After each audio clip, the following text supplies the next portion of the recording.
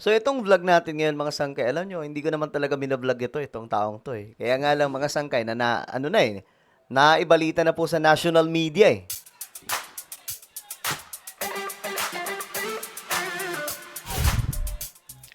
Okay, ito na. Magandang oras po sa lahat ng ating mga kababayan. Patulan lamang po natin itong balita ngayon, mga sangkay, kasi naku, may aarestuhin po. Mukhang may aarestuhin po yung mga pulis. No? Dahil po sa kagagawan ng taong to. Itong taong to, mga sangkay, lagi ko po itong napapanood sa Facebook. Laging nakikita, kahit hindi ko naman sinasadya, mga sangkay, lumalabas po talaga eh. 'Di ba? Ang kulit. Ang kulit po talaga, nawiwirduhan nga po ako dyan eh. Kaya nga lang, mga sangkay, naibalita na, patulan na lamang po natin yung balita kasi nasa national media na eh. Ito po ay patungkol po kay, mamaya pag-usapan po natin. Anyway, bago tayo magtuloy-tuloy, sa mga hindi pa po dyan nakakapag-subscribe, tayo po ay road to 2 million subscribers na. Padami po tayo ng padami dito sa YouTube. Kaya naman, ano pang hinihintay ninyo? Makikita nyo po yung subscribe button sa baba ng video na to. I-click nyo lamang po yung subscribe, i-click ang bell, at i-click nyo po yung all. Sa mga nanonood naman po sa Facebook, follow nyo po yung ating Facebook page. Okay. Eto na. Ito po ay patungkol po dito kay, dati ang tawag sa kanya, Francis Leo Marcos. Pero ngayon, from FLM to, ano na lang, Norman Mangusin. Yun na po yung pangalan, mga sangkay na, ewan ko, mas kilala daw po ito sa Francis Leo Marcos eh. Kiniklaim di umano niya dati, mga sangkay, na siya daw po ay isang anak ni Marcos. Ayon po yun sa mga kumakalat na video. Ngayon, eto na. Eto na, mga sangkay, ang nangyari. Vlogger Norman Mangusin, nagsuot ng police uniform, kakasuhan ng PNP. Sa ngayon daw po, mga sangkay, bad record itong si Norman Mangusin sa Philippine National Police. Oh, eto, basahin po natin. Mamaya, titingnan po natin yung mga video na ito, mga sangkay. Pinag-aaralan daw ngayon ng Philippine National Police ang pagsasampa ng reklamo laban sa vlogger. Medyo mali pa yung vlogger na si Norman Mangusin, o mas kilala bilang Francis Leo Marcos. Si Mangusin ang content creator na nag-viral sa social media dahil sa hindi otorisadong pagsuot ng uniforme ng pulis at pagmumura at paghahamon ng suntukan kay Police Regional Officer Director General Antonio Maralyag Jr. Grabe, no? Naghahamon ng mga Actually, mga sangkay, nakikita ko yung mga video niya. Ito, tingnan po ninyo. Itong taong to, minsan, napag-iisipan ko kung normal pa ba ito o talagang may problema na po sa pag-iisip eh. Tingnan mo ninyo ito itong taong to, mga sangkay, sabi po niya, ano lang daw po niya to, tauhan. Tingnan po ninyo. For information mo lang, yung regional director ngayon ng region to, si General Maralag. Regional Director. General pa, mga sangkay. Ngayon, ano sabi niya? Dating bantay bahay ko lang yan. Bantay bahay lang daw niya yan, mga sangkay. Kailan? Nung nakakulong ako. Nung nakakulong daw po siya. Sa shooting range sa Tagaytay, sniper ka pala. Shoutout, idol.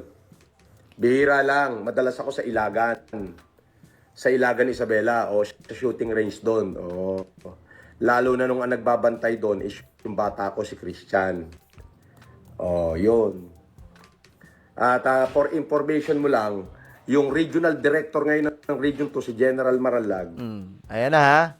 Dating bantay bahay ko lang yan. Bantay bahay lang daw niya yan. Nung nakakulong ako. Anak na to, ha. Siya yung bantay bahay ko. Yung tigadala ko ng damit nung nasa kulungan ako. Abnormal Mabuting no? tao rin naman yan. As in, masasabi kong bata ko talaga yan. May nakapalo pa ba dito? May sumusunod pa May sumusunod pa ba sa taong to, mga sangkay? May naniniwala pa ba? Pira ba kung naniniwala ka pa rin sa taong to? Grabe ka naman. Ito, mga sangkay, yung mga video niya na nagkalat. Weighing 100 sa market, kalahating milyon. ipamimigay ko. I have here a solid gold weighing 150 grams. 24 Grabe. karat. Pamimigay lang daw niya, guys.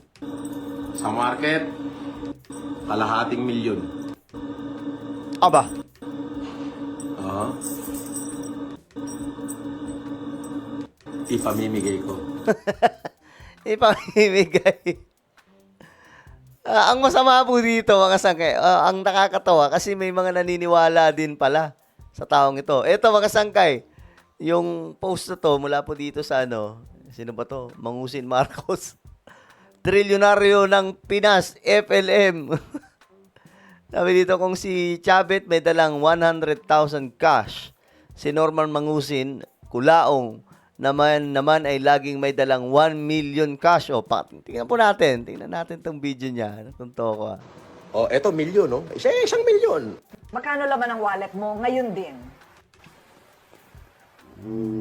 Wala akong wallet, rubber band.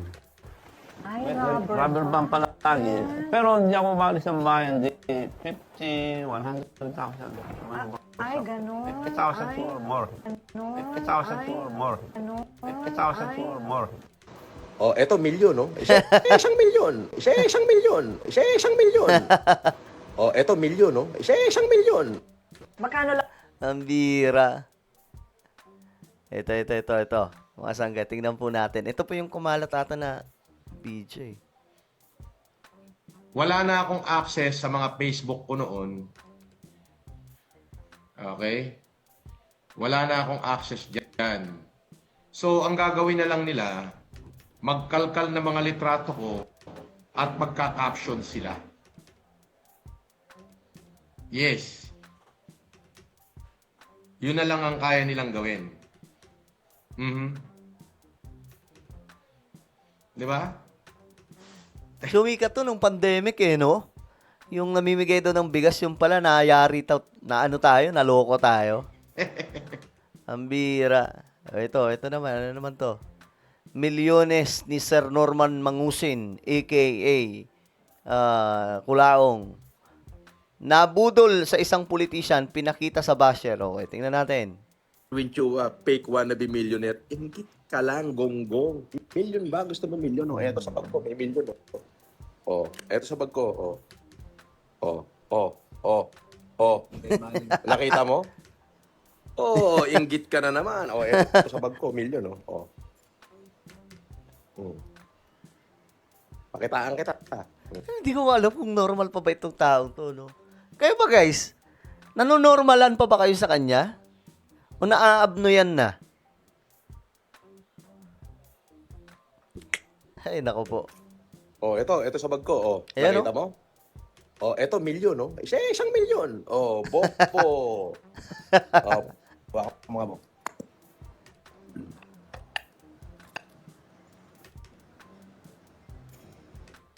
Ang bihira, no? Marami itong video. Ito naman.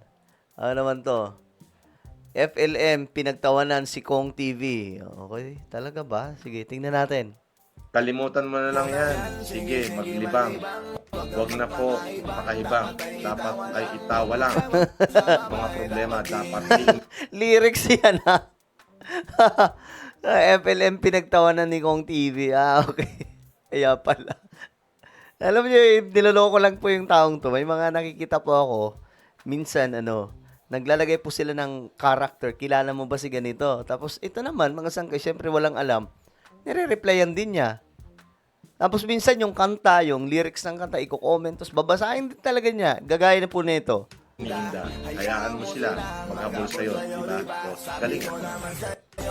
Ang galing ko life good Talagang wow. Makatang makata. Makata. Gago! Binasa lang niya. Binasa niya yung lyrics ng kanta. Alam niya, comment talaga. Diyos biwa naman talaga itong sige ko laong. Trilyonaryo. Isa-isa ang, ito, ayoko na mura eh. Hello. So ngayon, balikan natin ito, mga sangkay. Ayon kay PNP spokesperson, Tuanyo, posibleng maharap sa naku, mga sangkay, oh. Bawal pala 'yon. Yung magsuot ka ng uniforme ng pampulis. Buti na lang di ko naisip yun. Naalala ko lang mga sangkay dati yung uniform ng sundalo, yung uniform po yun ng kapatid ko. Nung nandun pa po siya mga sangkay, sa kabilang pa po siya sa mga sundalo. Ngayon, nagsuot po ako doon. May picture pa po ako doon, pero bata pa po ako doon mga sangkay. Bawal pala yan. Pambihira. Posible pa raw pong makulong. Pambihira. Naku, yari ka ngayon. Isa sa pahayag ng pulis sa Regional Office 2, iginiit na ang uniforme ng pulis ay hindi pala basta-basta ito sinusuot mga sangkay. Ayan po. Sagrado daw pala ayon sa otoridad. Sagisag ng otoridad, disiplina, at paglilingkod sa sambayanan. So ngayon daw po mga sangkay, ayan po, sinasagawa ang pag-iimbestiga na kaugnay sa larawan. Pananagutin daw po mga sangkay sa batas ang responsable. Nako, abangan po natin yan mga sangkay kung ano po ang kasunod na mangyayari kay Kulaong. Moy, kay Kulaong na AKA, dami po nitong pangalan, Francis Leo, Norman Mangusin. Alright, so ano po ang inyong opinion? Comment down below. Meron po tayong YouTube channel. Ito po yung Sangkay Revelation. Hanapin nyo po ito sa YouTube ngayon din. Kapag nakita nyo na, i-click nyo po yung subscribe, i-click ang bell, at i-click nyo po yung all. Ako na po yung magpapaalam. Mag-iingat pong lahat. God bless everyone.